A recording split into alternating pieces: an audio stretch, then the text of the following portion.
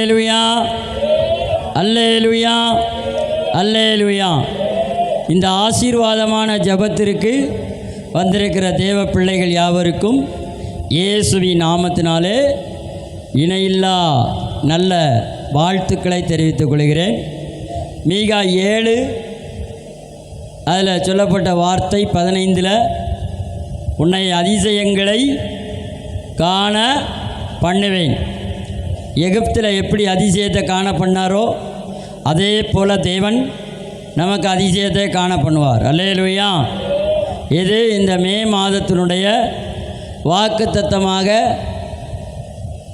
விளங்குகிறது. காரணம், கர்த்தர் கடந்த நாளில் 4 மாதங்கள் அதிசயமாய் நடத்தி வந்த தேவனை நாம் ஸ்தோத்தரிக்க வேண்டும். அல்லேலூயா. ஆகவே தான் நாம் தடைகளை உடைத்தீரையா, தள்ளாட விடவில்லையே அப்படின்னா தடையெல்லாம் உடைச்சி தள்ளாட விடாமல் அதிசயமாய் நடத்தி வந்தார். அதே அதிசயத்தை இந்த நாளில் ஆண்டவர் காட்டுவாராக. தொடர்ந்து நாம் ஒரு காரியத்தை குறித்து ஒவ்வொரு ஆசீர்வாத ஜெபத்தில் நாம் படித்து வருகிறோம். இப்பிரபஞ்சத்தின் தேவன், சொல்லுங்கள், இப்பிரபஞ்சத்தின் தேவன் யாரை இந்த வேதம் கூறுகிறது? யாரை கூறுகிறது? இப்பிரபஞ்சத்தின் தேவன் நம்மை தான் இப்பிரபஞ்சத்தின் தேவன் என்று வேதம் கூறுகிறது. ஆனால் காலப்போக்கில் இப்பிரபஞ்சத்தின் தேவனாக இயேசு சிலுவையிலே அடிக்கிறதற்கு முன்பு, அறைபடுவதற்கு முன்பு ஒருவனின் இந்த தேகத்தின் தேவனாக விளங்கினான். அவன் பெயர்தான் லூசிபர். அல்லேலூயா. இந்த செய்தியை அறகுறையாக கேட்டுட்டு போனீங்கன்னா உங்களுக்கு விளங்கலை, புரியலை. ஆனால் அந்த செய்தியை தொடர்ச்சியாக என்னதான் ஆண்டவர் சொல்ல வர்றாரு அப்படின்னு கேட்டிங்கன்னா உங்களுக்கு நான் சொல்கிற பிரசங்கம் புரியும். பக்கத்தில் இருக்கவங்க பார்த்துலுங்க, புரியும். அறகுறையாக கேட்கக்கூடாது, முழுமையாக கேட்கணும். அல்லேலூயா, அல்லேலூயா. நம்ம எல்லாம் அப்படியே தலைகளை தாழ்த்தி கண்களை மூடி ஜெபிப்போம்.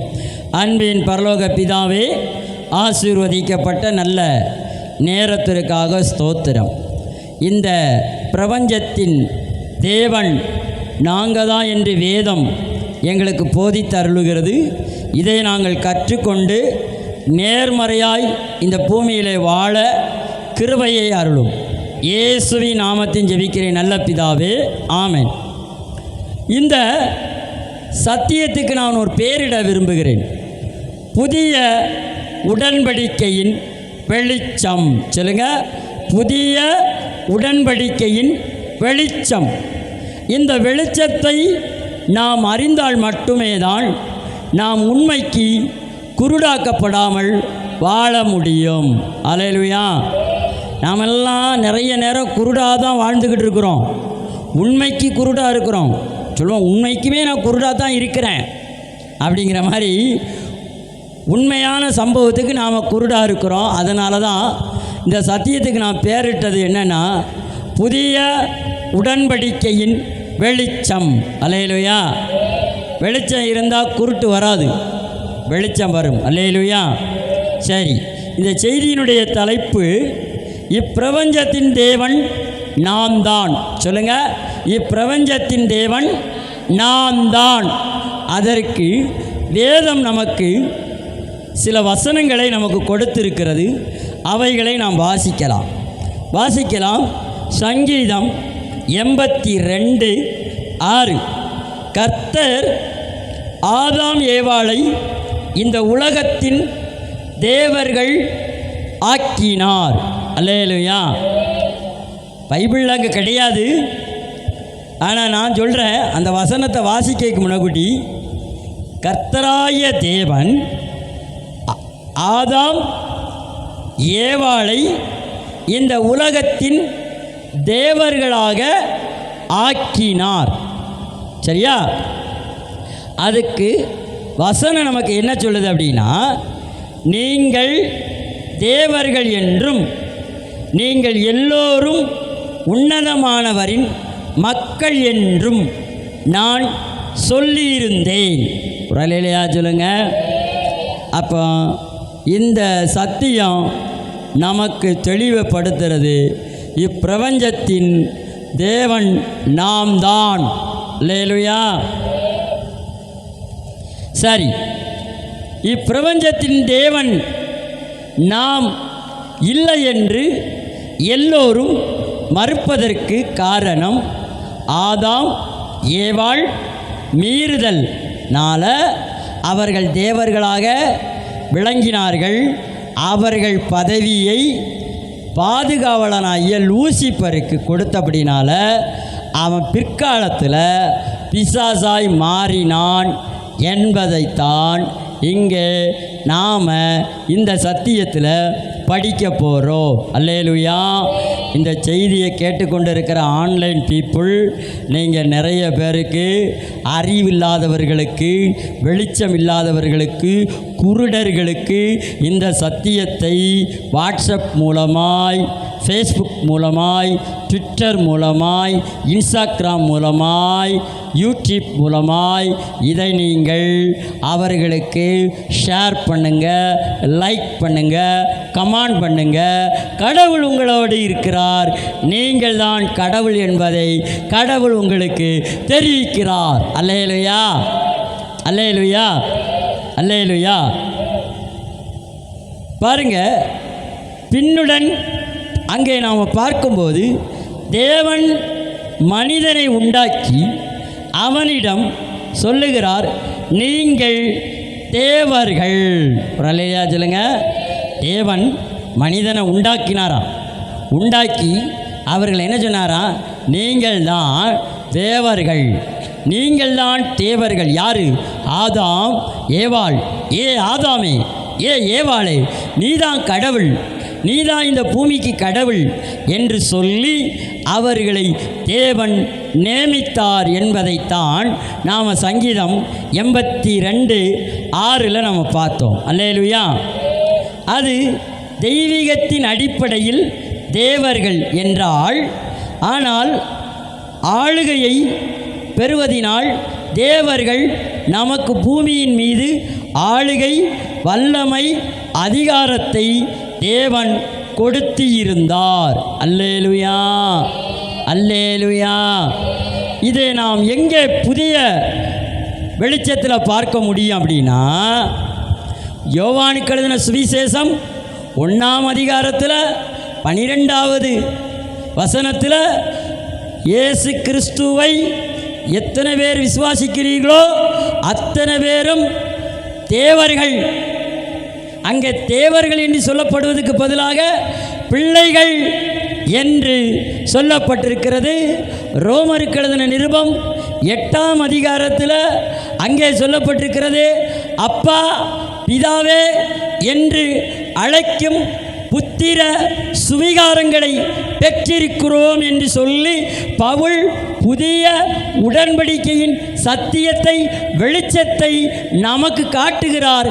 ஆனாலும் திரும்ப திரும்ப நீங்கள் இந்த புதிய வெளிச்சத்தை விட்டு வெளியே பழைய வெளிச்சத்துக்குள்ளேயே இருக்கிறீர்கள். அல்லேலூயா. இப்போ புரியுதா? அப்போ நாம் தான் இந்த பூமியின் தேவர்கள் என்பதை வேதம் திட்டமும் தெளிவுமாக வெளிச்சத்தை நமக்கு காட்டிக் கொடுக்கிறது என்பதை நீங்கள் மறந்து இருந்து விடாதீர்கள். அல்லேலூயா. பாருங்கள், இங்கே அதிகாரத்தை கொடுத்தது ஆளுகை செய்வதற்கும் ராஜரிகம் பண்ணுவதற்கும் நம்முடையதாக இருந்தால் நாம் இந்த பூமியின் மீது தேவர்களாகத்தான் இருக்கிறோம். அல்லேலூயா சொல்லுங்க. இந்த பூமியின் மீது நீங்களும் நானும் தேவர்களாயிருக்கிறோம், தெய்வங்களாயிருக்கிறோம். நாம் தான் இப்பிரபஞ்சத்தின் தேவன், இன்னொருவன் இல்லை. இயேசு மரிக்கிறதுக்கு முன்ன குட்டினா அவன் இப்பிரபஞ்சத்தின் தேவனாக இருந்திருக்கலாம். ஆனால் அவர் மரித்து சிலுவையில் அடக்கம் பண்ணப்பட்டு அவர் 3ஆம் நாள் உயிர்த்தெழுந்தபடினால பாதாளத்தின் வாசல்களை பூட்டிவிட்டார், மரணத்தின் கூருக்கு ஒரு முற்றுப்புள்ளி வைத்து விட்டார். அதனால் இந்த பூமியிலே நீங்கள் நானும் தேவர்கள். அல்லேலூயா, விளங்குதா? ஆமென். பாருங்கள், வசனம் இன்னொரு இடத்துல சொல்லுகிறது. சங்கீதம் 115:16 வானங்கள் கர்த்தருடையவைகள், பூமியோ மனுபுத்திரனுக்கு கொடுத்திருக்கிறார். என்னவா இருக்கிறதா? வானங்கள் கர்த்தருடையது, பூமியோ மனுபுத்திரனுக்கு உடையது. இந்த பூமியை கர்த்தர் நமக்கு கொடுத்து இருக்கிறார். இதை எங்கே நீங்கள் பார்க்கலான்னா, லூக்கா 4ஆம் அதிகாரத்தில் 5வது வசனத்தில் இயேசு கிட்ட சோதனைக்காரன் வந்த பொழுது இந்த பூமியை என் கையில் ஒப்பு கொடுக்கப்பட்டிருக்கிறது தான் சொன்னானே தவிர இந்த பூமி எனக்கு சொந்தம் என்று அவன் சொல்லவில்லை. அல்லேலூயா. நம்முடைய முன்னோர்கள் தெரியாதனமாக பாட்டு பாடிட்டாங்க, இந்த பூமி எனக்கு ஒரு சொந்தம் இல்லை என்று. ஆனால் வேதம் தெளிவாக ஆரம்பத்திலிருந்து சொல்லுது, இந்த பூமி மனுபுத்திரருக்கு சொந்தம். அதனால தான் யோசுவா 1ஆம் அதிகாரத்தில் ஆண்டவர் 3வது வசனத்தில் சொல்லுவார், மோசையோடு இருந்த தேவன் நான், யோசுவாவே நீ கால் மிதிக்கும் தேசத்தை எவ்விடத்தையும் உனக்கு நான் சொந்தமாக்கி தருவேன். அந்த ஆண்டவர் நமக்கு சொந்தமாக்கி தருவேன் தானே சொல்லியிருக்காரு.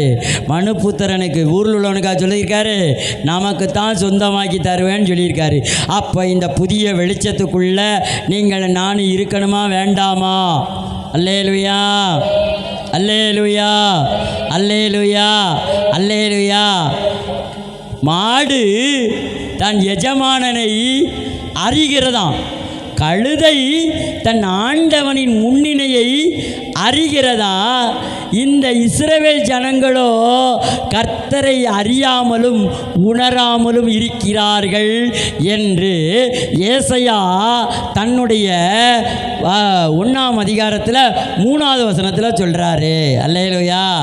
அப்போ தேவ ஜனம் கர்த்தரை அறிந்து கொள்ளணும். காரணம், கர்த்தர் உன்னையும் என்னையும் இந்த பூமிக்கு கடவுளாக தான் வைத்திருக்கிறார தவிர உன்னை ஆசாரியனாகவும் உன்னை ராஜாவாகவும் இந்த பூமிக்கு பிரபஞ்சகனாக, இப்பிரபஞ்சத்தின் தேவனாக நீதான் ஆண்டவன், நீதான் தேவன், நீதான் எஜமானன் என்பதை வேதம் தெளிவும் திட்டமுமாய் நம்மை ஏற்படுத்தியிருக்கிறது என்பதை மறந்து போய்விடக்கூடாது. அல்லேலூயா, அல்லேலூயா. பாருங்கள், தேவன் மெய்யாகவே இந்த பூமியை மனித இனத்திற்கே கொடுத்தார். மெய்யாகவே தேவன் இந்த பூமியை மனித இனத்துக்கு கொடுத்தார். யாருக்கு கொடுத்தாரு? மனித இனத்துக்கு கொடுத்தார், நமக்கு கொடுத்தார். சொல்லுங்க, எனக்கு கொடுத்தார், எனக்கு கொடுத்தார், உனக்கு கொடுத்தார், நமக்கு கொடுத்தார். அல்லேலூயா. நாம் தான் சிருஷ்டிகர் போல இந்த பூமியை ஆளுவதற்கு வல்லமையையும் அதிகாரத்தையும் மெய்யான சிருஷ்டிகர் நமக்கு கொடுத்தார். நாம் தான் இந்த பூமியை ஆளுவதற்கு, எதற்கு? ஆளுவதற்கு, இந்த பூமியை ஆளுவதற்கு நாம் வல்லமையையும் அதிகாரத்தையும் நமக்கு மெய்யான சிருஷ்டிகர் நமக்கு கொடுத்தார். என்ன கொடுத்தாரு? மெய்யான சிருஷ்டிகர் நமக்கு கொடுத்தார்னா இந்த சத்தியம் மெய், இது பொய் இல்லை. மையெல்லாம் பொய், சத்தியமெல்லாம் மெய். இயேசு சொன்ன வார்த்தை உண்மையிலேயே மெய். அதனால தான் இயேசு நிறைய இடத்துல சொல்லுவார், மெய்யாகவே மெய்யாகவே இது பொய் இல்லை மெய். அல்லேலூயா. மெய்யை அறியாமல் பொய்யை அறிந்து கொண்டிருக்கிற மானிடனே மெய்யை அறிய வேண்டும். நீங்கள் நானும் இந்த பூமியிலே என்னத்தை அறிய வேண்டுமா? மெய்யை அறிய வேண்டும். மெய்யான தெய்வத்தை அறிய வேண்டும். அந்த தெய்வம் உங்களை என்னையும் மெய்யான தெய்வமாக இந்த பூமியிலே வைத்திருக்கிறார். அதை நாம் மறந்து போய் நாம என்ன சொல்றோம் அப்படின்னா, நான் இப்பிரபஞ்சத்தின் தேவன் அல்ல, நான் இந்த பூமிக்கு கடவுள் அல்ல, நான் இந்த பூமிக்கு ராஜா கிடையாது, நான் இந்த பூமிக்கு ஆசாரியம் கிடையாது, நான் ஒரு புழு, நான் ஒரு பூச்சி, நான் ஒரு பட்டுப்பூச்சிங்க. இல்ல, உங்களையும் என்னையும் தேவன் தேவர்களாய் இப்பிரபஞ்சத்தின் தேவர்களாய் வைத்திருக்கிறார். எந்த விதத்திலையும் சந்தேகம் கிடையாது. பாருங்கள், நான் செய்வேன் சொல்லுங்க. நான் செய்வதெல்லாம் வாய்க்கும். வேதம் சொல்லுகிறதா? அவன் செய்வதெல்லாம் வாய்க்கும். அப்ப நாம செய்வதெல்லாம் இந்த பூமியில வாய்க்கும். அதைத்தான் தேவன் நம்மை கடவுளா வைத்திருக்கிறார். இப்பிரபஞ்சத்தின் தேவன் நீதான். வானத்துக்கு நான் கடவுள், பூமிக்கு நீதான்பா கடவுள். அல்லேலூயா. வானத்துக்கு யாரு கடவுள்? கர்த்தர். பூமிக்கு யாரு கடவுள்? நம்ம கடவுள். அல்லேலூயா. அதனாலதான் இயேசு நம்மை போன்று மனித அவதாரம் எடுத்து இந்த பூமிக்கு வந்தது காரணம். இன்கார்னேஷன் ஆஃப் காட் அப்படின்னு சொல்றது காரணம். மனித அவதாரம் ஏன்? தேவன் இயேசு தேவகுமாரனாகவும் மனுஷகுமாரனாகவும் இந்த பூமிக்கு வந்ததற்கு புதிய வெளிச்சத்தின் சத்தியம் ஏன் சொல்லுகிறது என்றால், அவர் நம்மை போல இந்த பூமியில வாழ்ந்து, நம்ம தான் இந்த பூமியினுடைய ஆளுநரு, உங்களுக்கு தான் இந்த வல்லமை இருக்கு, உங்களுக்கு தான் இந்த சிருஷ்டிப்பு இருக்கு, நாங்க தான் உங்களுக்கு அதை கொடுத்தோம், ஆனா நீங்க அதை புரியாம இருக்கீங்க. இதை திரும்பியும் நான் மீட்டு எடுத்து உன் கையில நீதான் கடவுள் என்பதை உனக்கு புரிய வைக்கிறதுக்கு தான் இயேசு மனித அவதாரம் எடுத்து இந்த பூமிக்கு வந்தார். மக்களே, நீங்க நன்றாக அறிய வேண்டும். அல்லேலூயா, அல்லேலூயா, அல்லேலூயா. அப்படியே பின்ன மாட்டீங்க. அல்லேலூயா, அல்லேலூயா, ஆமென். நான் செய்வேன் சொல்லுங்க. நான் செய்வேன். அசைக்காம மாட்டேன். அல்லேலூயா. நான் செய்வேன். நான் என்னத்தை செய்வேன்? என்ன நான் செய்வேன்? அல்லேலூயா. நான் செய்வேன். ஆமென். பாருங்க, இன்னும் பாவமற்ற பரிபூர்ண தேவதூதனாக இருந்தவனும் ஆதாம் ஏவாளுக்கு ஊழியம் செய்ய அனுப்பப்பட்டவனுமாயிருந்த லூசிபர். அல்லேலூயா சொல்லுங்க. ஏன்னா நான் செய்வேன் அப்படின்னு அவனும் சொல்லுதான். ஆனால் வேதம் நம்மைத்தான் சொல்லுது, நீ செய்வதெல்லாம் வாய்க்கும், நீ செய்வதெல்லாம் வாய்க்கும். அதனால தான் நான் உங்களை முதல்ல என்ன சொன்னேன்? நான் செய்வேன். ஆனால் நம்ம செய்ய வேண்டிய வேலையை யார் செஞ்சான்னா லூசிபர் செஞ்சார். ஆமாம். ஏன் அவர் செஞ்சார்? அவருக்கு ஏன் நம்ம இவ்வளோ எக்ஸ்பெக்ட் பண்ணுறோம் தெரியுமா? அவர் முதல்ல நமக்கு ஒரு பாதுகாவலனாக தான் வந்தார் இந்த பூமிக்கு. அவர் நான் செய்வேன் சொல்லுகிற நேரம் வரைக்கும் அவர் நமக்கு ஒரு காப்பாளனாக அபிஷேகிக்கப்பட்ட ஒரு கேருபாக இருந்தார். அந்த அபிஷேகிக்கப்பட்ட நேரத்துக்காக நம்ம நன்றி செலுத்துகிறோம், மரியாதை கொடுக்குறோம். எப்போ அவர் நம்ம மூலமாக அவர் இந்த பூமியை ஓவர் கம் பண்ணாரோ அப்போ அவர் பிசாசா மாறினார், மரியாதைக்கு உரியவராக இல்லாமல் போனான். அல்லேலூயா, அல்லேலூயா. பாருங்கள், நான் செய்வேன். இன்னும் பாவமற்ற பரிபூர்ண தேவதூதனாக இருந்தவனும் ஆதாம் ஏவாளுக்கு ஊழியம் செய்ய அனுப்பப்பட்டவருமா லூசிபர் தேவன் பூமியின் மீது மனிதனுக்கு கொடுத்த நிபந்தனையற்ற எண்ணற்ற நிபந்தனை அன்லிமிட்டெட் பவர். என்ன பவர்? Unlimited power. நிபந்தனையற்ற அதிகாரத்தை பார்த்தபோது அதில் ஒரு வாய்ப்பை கண்டான். வலையிலையா சொல்லுங்க, என்னத்தை கண்டாரு? ஒரு வாய்ப்பு. நமக்கு ஒரு வாய்ப்பு கிடைக்காதா? நிறைய பேர் இருக்கான் பார்த்தீங்களா? அதை மாதிரி லூசிபரு, சே இந்த வல்லமை என்கிட்ட இருந்ததுன்னா நான் இந்த மொத்த உலகத்தையும் நான் இந்த பூமியில் ஆட்டி படைச்சிருவேன், நான் இந்த பூமிக்கு கடவுள் அப்படின்னு தனக்குள்ளேயே தானே என்ன பண்ணிக்கிட்டான்? நான் செய்வேன், நான் செய்வேன், நான் செய்வேன், நான் செய்வேன்னு அவனுக்குள்ளேயே ஒரு பெருமையை கொண்டு வந்து, அவனுக்குள்ளேயே ஒரு பொறாமையை கொண்டு வந்து, அவனுக்குள்ளேயே ஒரு வைத்தறிச்சலை கொண்டு வந்து, அவனுக்குள்ளேயே ஒரு வஞ்சகனத்தை கொண்டு வந்து, அதற்கு பெயர்தான் அவன் வஞ்சகன் என்று பெயர் பெற்றான். அல்லேலூயா. என்ன பெயர் பெற்றான்? வஞ்சகன். வஞ்சகன். வஞ்சகன் வந்து விட்டான். எப்படி வந்து விட்டான்? அவனை குறித்து ஏசாயா 14ஆம் அதிகாரத்தில் ஏசாயா காண்கிறான். ஒரு ராஜாவை போல பார்க்கிறான். அந்த ராஜா எப்படிலாம் இருப்பானோ அதே போல தான் இந்த லூசிபர் என்பதை அங்கே அடையாளம் காட்டினான். அல்லேலூயா. பாருங்க எப்படி அடையாளம் காட்டுகிறான்.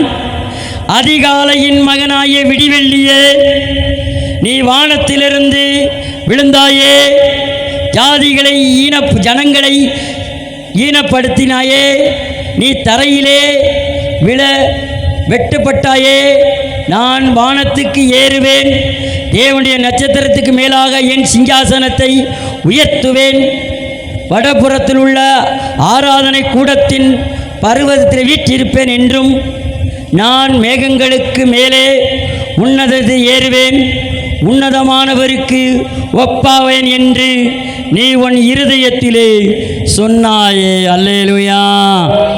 லூசிபர் என்ன சொல்லிட்டாரு? நான் செய்வேன், நான் எப்படி செய்வேன், இப்படியெல்லாம் செய்வேன் சொல்லி ஏசாயா ஒரு மனிதனை ஒப்பிட்டு பேசுகிறது போல லூசிபரை இங்கே பேசியிருக்கிறான். அல்லேலூயா. அந்த ராஜாவை பேசல.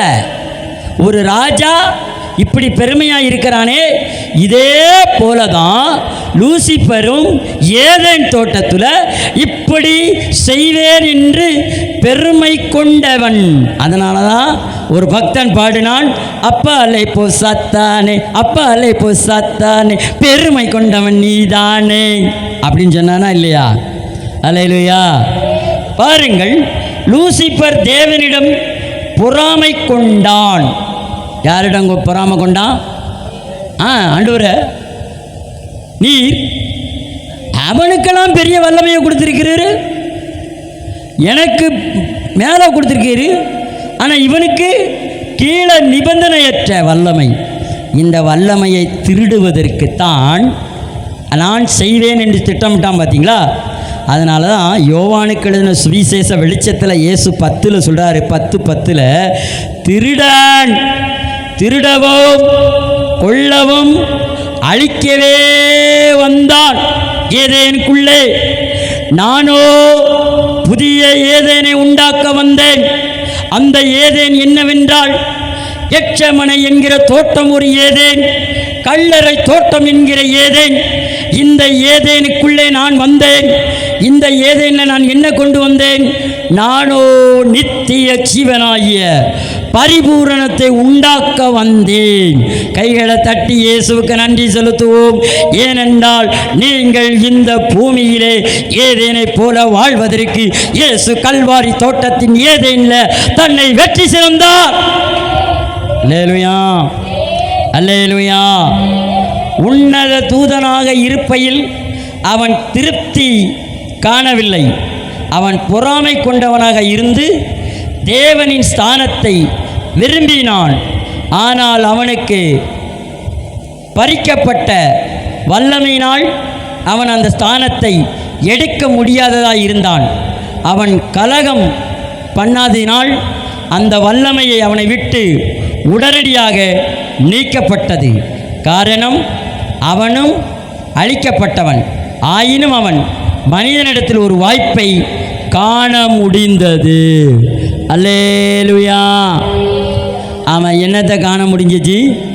மனிதனிடத்தில் ஒரு வல்லமையை காணப்பட்டான். ஆகா, ஆகா இந்த பூமியில் ஒரு வல்லமை இருக்கு.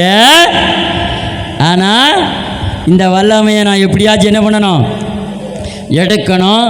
நான் தான் இந்த பூமிக்கு இப்பிரபஞ்சத்தின் தேவனா ஆவேன்னு சொல்லி அவன் மனுஷனாகிய நம்மிடத்தில் இருந்து ஆதாம் ஏவாளிடத்தில் இருந்து அந்த வல்லமையை, அந்த அதிகாரத்தை, அந்த கிரியையை அவன் எடுப்பதற்குத்தான் நான் செய்வேன் என்று சொல்லி தனக்குள்ளே சொல்லி நம்ம வல்லமையை அவன் பிடுங்குவதற்கு சில பிரபல திட்டங்களை தீட்டி நம்மை, இப்பிரபஞ்சத்தின் தேவனாயிருந்த நம்மை இப்பிரபஞ்சத்தின் தேவனாக இல்லாமல் ஆக்க அவன் கல்வாரிக்கு முன்னாடி செயல்பட்டான்.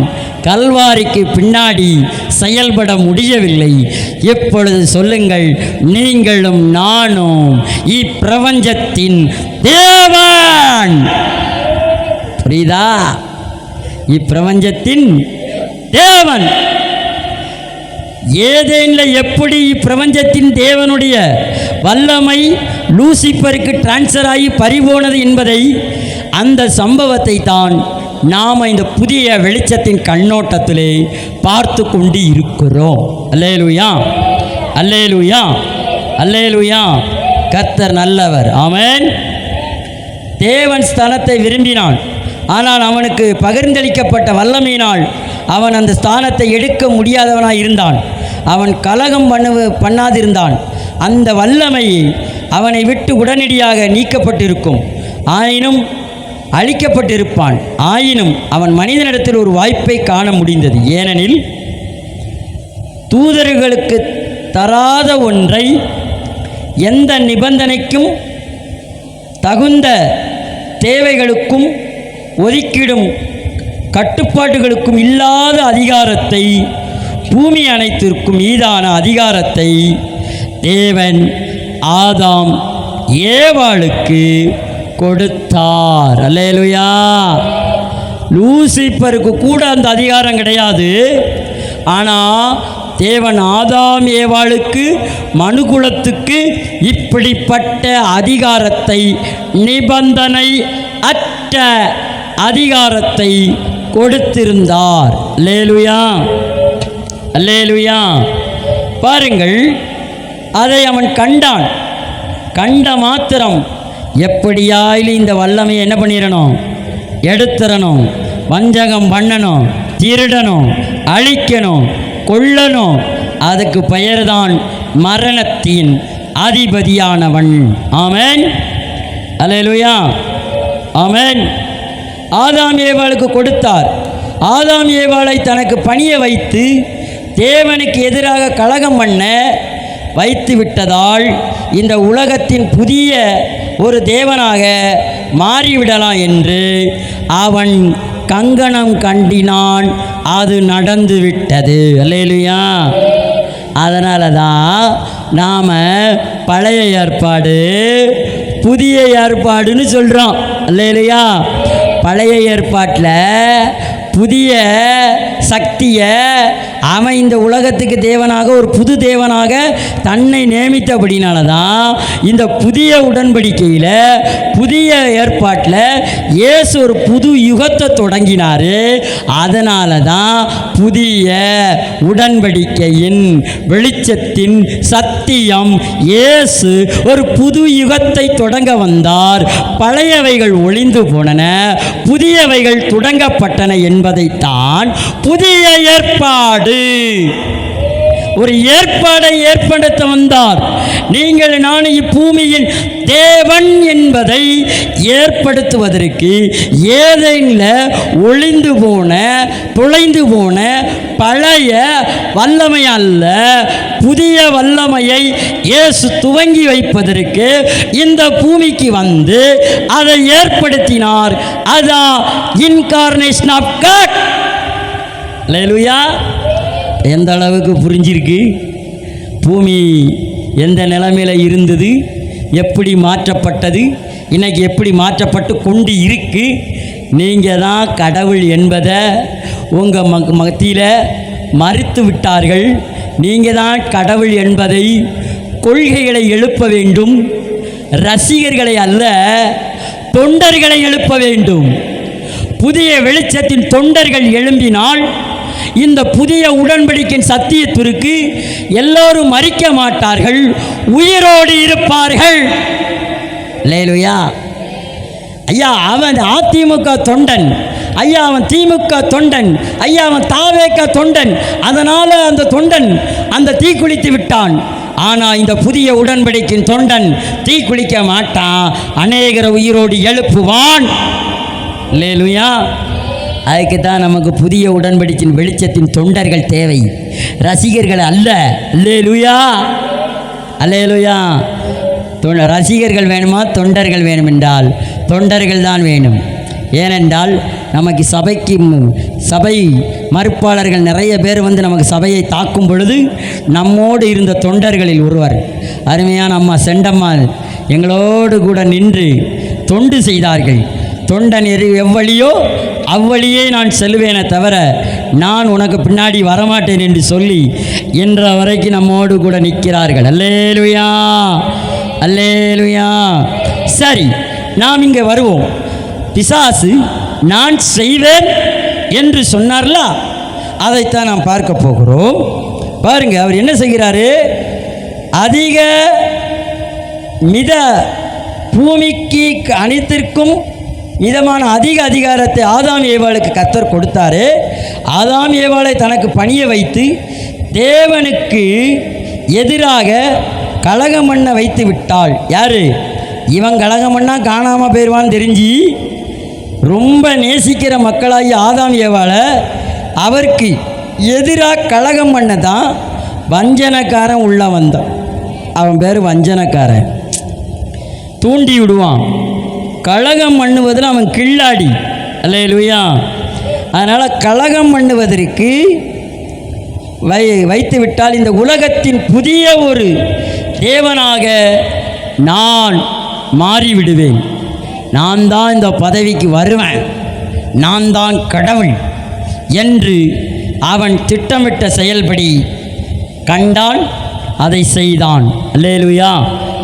அதனால தான் நாம் நிறைய நேரத்தில் தோற்று போகிறதுக்கு காரணம் என்ன தெரியுமா? அவன் கண்டான். யாரு? அவன் கண்டான். லூசிபர் கண்டான். என்ன கண்டான்? நான் இப்பிரபஞ்சத்தின் தேவனாக என்னால் மாற முடியும், இந்த ஆதாமி ஏவாளையும் ஏமாற்றி வஞ்சகம் பண்ணி இவங்க வல்லமையை நான் எடுத்துட்டோம்னா நான் தான் இந்த பூமிக்கு கடவுள் என்பதை அவன் ரொம்ப கான்ஃபிடென்ஸாக விசுவாச கண்ணோட்டத்தில் நேர்முகமாய் பேச ஆரம்பித்தான். அல்லேலூயா. என்னத்தை பேச ஆரம்பித்தான்? நேர்மறையாய் பேச வார்த்தான். ஆனால் நம்மளையோ எதிர்மறையாக பேச வச்சிட்டான். அதனால தான் இன்றைக்கி புதிய வெளிச்சத்தில் இருக்கிற ஜனங்கள், நீங்கள் எதிர்மறையாக பேசக்கூடாது.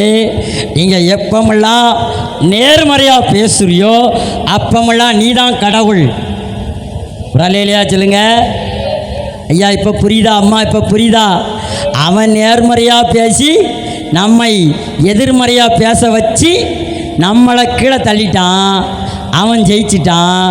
இப்போ நம்மளை புதிய உடன்படிக்கையில் இயேசு நேர்மறையாக பேசு. என்ன பேசு? நேர்மறையாக பேசு. நீ ஜெயிச்சிருவ, அவன் தோந்துருவான்.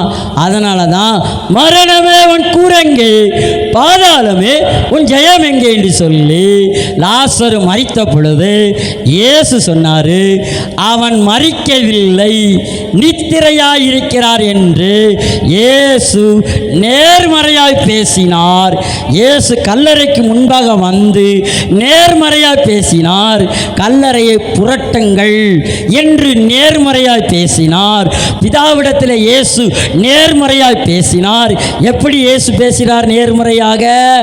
பிதாவே, எப்பொழுதும் என்னுடைய ஜெபத்திற்கு நீர் பதில் கொடுத்து கொண்டு இருப்பதற்காக உமக்கு ஸ்தோத்திரம் என்பதை இயேசு நேர்மறையாய் பேசினபடினால தான் இது நடந்தது என்பதை நீங்கள் புரிந்து கொள்ள வேண்டும்.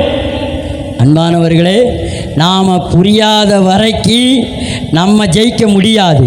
புரிஞ்சிட்டேன்னா நீதான் கடவுள் என்பதை இயேசு பெத்தானியாவில் கல்லறை தோட்டத்தில் அங்கே நமக்காக ஒரு டெமோவை காட்டினார். அல்லேலூயா. அப்போ நம்ம நேர்முறையாக பேசினோம்னா நம்ம வாழ்க்கையில் வெற்றி நிச்சயம். இயேசு நேர்மறையாக பேசிட்டு ரெண்டாவது என்ன சொன்னார்னா நேர்மறையாக கூப்பிட்டாரு. எப்படி கூப்பிட்டாருன்னா, லாசருவே உறக்கத்திலிருந்து எழுந்து வா. அல்லேலூயா. லாசருவே உறக்கத்திலிருந்து எழுந்து வா. லாசருவே உறக்கத்திலிருந்து எழுந்து வான்னு சொன்னாரே தவிர சாவிலிருந்து எழுந்து வான்னு சொல்லலை. அல்லேலூயா. அப்போ நம்ம நல்லா புரிஞ்சுக்கிடணும், இயேசு இப்பிரபஞ்சத்தின் தேவனாக தன்னை விளங்கினது போல நம்மையும் இந்த பிரபஞ்சத்தின் தேவனாக நீங்கள் விளங்க வேண்டும், கல்லறைகளை காலி பண்ண வேண்டும் என்பதை நோக்கத்தோடு தான் இயேசு நேர்மறையாய் பேசினார். பிசாசு அன்றைக்கு ஏதேனில் நேர்மறையாய் பேசினான். ரெண்டு பேரும் நேர்மறையாக தான் பேசணும். ஆனால் நம்ம தான் பேச மாட்டோம். அல்லேலூயா. ஆனால் நாம் நேர்மறையாய் பேசுவதற்கு நாம் நம்மை முயற்சிப்போம். அது அற்புதங்கள் நம்ம வாழ்க்கையில் நடக்கும். அல்லேலூயா. அல்லேலூயா. வேதாகமம் இன்னும் எழுதப்பட்டு இராவிட்டாலும் தேவனுடைய வார்த்தையானது ஆதியிலே முதலாய் நிலைத்திருக்கிறது என்பதை லூசிபர் அறிந்திருந்தான். அல்லேலூயா. பாருங்க, சங்கீதம் 119:89 கர்த்தர் ஒருபோதும் மாறாதவர். ஒரு அல்லேலூயா சொல்லுங்க. தேவன் ஒருபோதும் மாறாதவர். மல்கியா 3:6 சொல்லுது, ஆகையால் படைப்பானது தேவனுடைய மாற்றம் முடியாதது விதிகளின்படி இயங்கி வருகிறது, அதனால் கீழ்கண்டதும் உட்படும். அல்லேலூயா. பார்த்தீங்களா, தேவன் படைத்தது தேவனுடைய மாற்ற முடியாத விதியாக இருக்கிறது. அவர் படைச்சிட்டார் ஒன்றை, அதை திரும்ப அழிக்க மாட்டார். அல்லேலூயா. தேவன் அழிச்சாரா? அழிச்சார். எங்கே அழிச்சார்? நோவா காலத்தில் அழிச்சார். ஆனால் எல்லாத்தையும் அழிச்சாரா? இல்லை. 8 ஆண்களை என்ன பண்ணார்? 8 பெண்களையும் ஆண்களையும் சேர்த்து 8 பேராக வச்சார். எல்லா மிருக ஜீவன்களையும் வேலைக்குள்ளே கொண்டு போய் விட்டார். அது மட்டுமா செஞ்சார்? இயேசு சிலுவையில் அடிக்கப்பட்டு முடிஞ்சோன்னா பாதாளத்துக்கு போனாங்கள்ல, அவ்வளோ வரையும் மீட்டுட்டு வந்துட்டார். அல்லேலூயா. அதனால தான் எபிரேயருக்கு எழுதின ஆக்கியோன்னு சொல்கிறான், அவர் நேற்றும் இன்றும் என்றும் மாறாதவர், அவர் அழிக்க மாட்டார், உயிரோடு தான் எழுப்புவார், அவருக்கு அழியாமை கிடையாது. அல்லேலூயா. இங்கே பாருங்க, ஆகவே மரணத்துக்கு ஏதுவான பாவங்களாலும் நீதிக்கு ஏதுவான கீழ்ப்படிதனாலும் எதற்கு கீழ்ப்படியும்படி உங்களை அடிமையாக ஒப்பு கொடுக்கிறீர்களோ அதற்கே கீழ்ப்படுகிற அடிமைகளாயிருக்கிற என்று அறிவீர்கள். ரோமர் 6:16 சொல்லுது. தேவனுடைய ராஜ்யம் எப்படி செயல்படுகிறது என்பதை புரிந்தவனாக எப்படியாயிலும் தந்திரம் பண்ணி ஆதாம் ஏவாளை தனக்கு பணிந்து கீழ்ப்படிய பணியாவிட்டால் தான் அவர்களுக்கு எஜமானாக மாறிவிடலாம் என்பதை லூசிபர் அறிந்தான். அல்லேலூயா.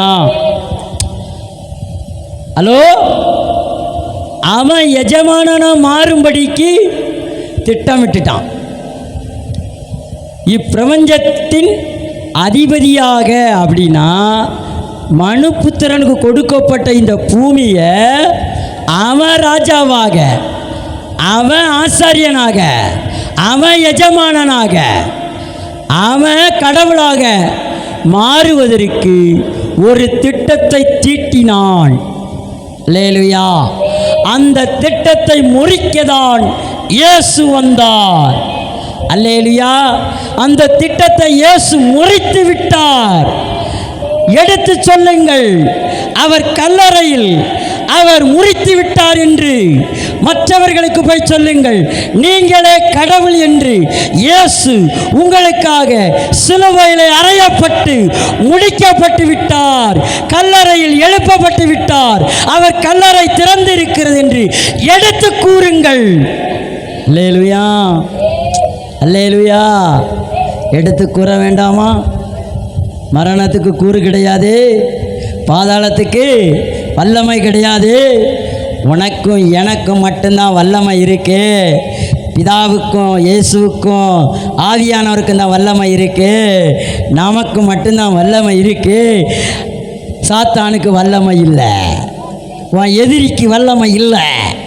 அல்லேலூயா, அல்லேலூயா. வல்லமை இல்லை. ஆமென், ஆமென், ஆமென். நான் சீக்கிரமாக முடிக்க விரும்புகிறேன். தேவனுடைய ராஜ்யத்தை எப்படியாயிலும் செயல்படுகிறது என்பதை புரிந்தவனாக எப்படியாயிலும் தந்திரம் பண்ணி ஆதாம் ஏவாளை தனக்கு பணிந்து கீழ்ப்படிய பணியாவிட்டால் நான் அவர்களுக்கு எஜமானாக மாறிவிடலாம் என்பதை லூசிபர் அறிந்தான். அப்படியானால் அப்படி செய்தால் மனித இனத்துக்கு கொடுக்கப்பட்ட வல்லமையையும் அதிகாரத்தையும் அவன் எடுத்து அதை பயன்படுத்தி தேவனுடைய ராஜ்யத்தை நிலைக்குலைய செய்து தான் விரும்பின துதியையும் ஆராதனையும் மகிமையையும் தான் பெற துவக்க காலம் இப்படித்தான் துவங்கப்பட்டது. அல்லேலூயா. ஆதியின் காலம் எப்படி துவங்கப்பட்டது என்பதை புரிந்து கொள்ளுங்கள்.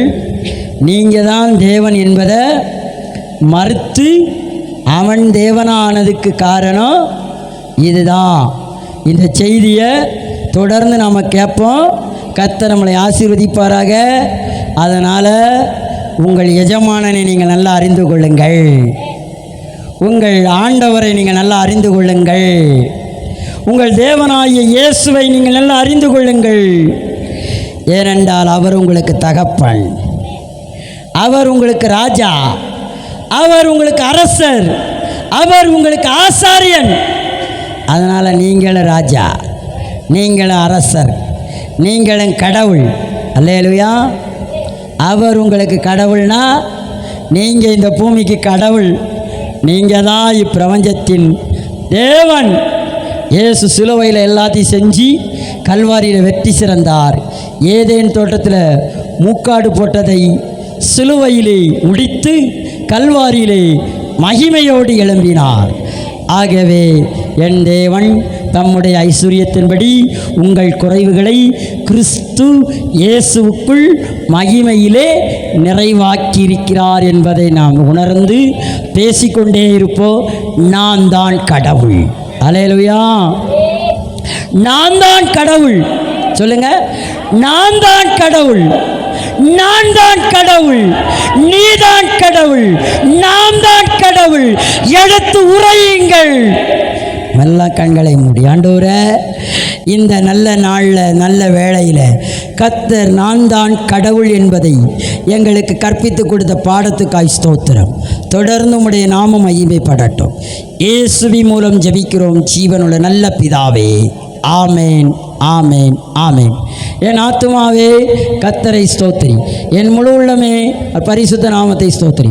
என் ஆத்துமாவே கர்த்தரை ஸ்தோத்திரி, அவர் செய்த சகல பாரங்களை மறவாதே. ஆமேன்.